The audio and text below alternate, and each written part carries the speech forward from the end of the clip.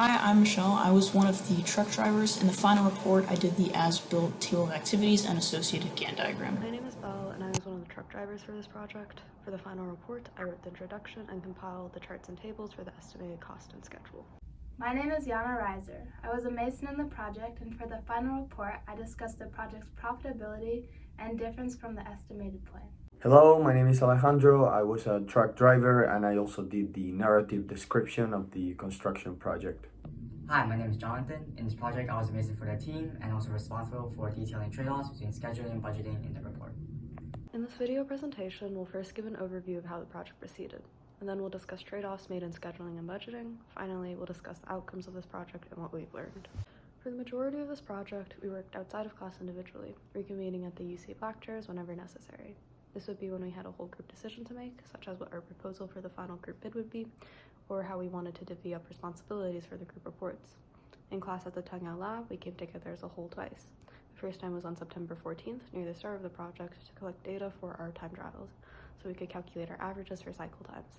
The second and last time was the day of our construction simulation, September 28th, where we took the roles of either mason or truck driver to see how successful our proposed schedule was in execution.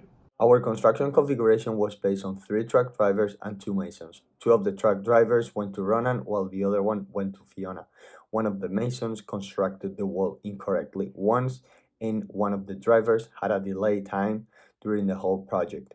The whole project was delayed by 16 seconds and the total amount of time was 5 minutes and 51 seconds.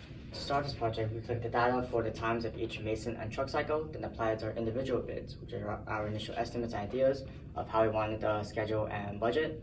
Then we came together as a group and chose the best proposal out of the 5. In our case, it was Belle's, which had a very low time and relatively average cost compared to the others.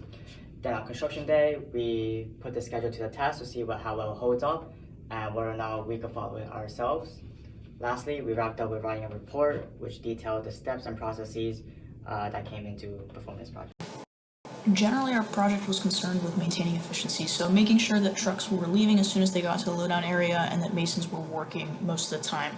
The way we went about achieving this is having staggered truck departure. So our first 2 trucks left at time 0, our third left at time 15, our first truck went to Fiona, and our second 2 went to Ronan. So this made sure that after time 0, no 2 trucks were leaving at the same time. There are, however, budgetary trade-offs to this, the high costs associated with hiring multiple workers for extended periods of time. The 9-second increase in truck use and 34-second increase in mason use means the increase in cost is $8.57, and the total cost of the project is $476.49. Therefore, the profit margin has decreased from 10% to 7.4%.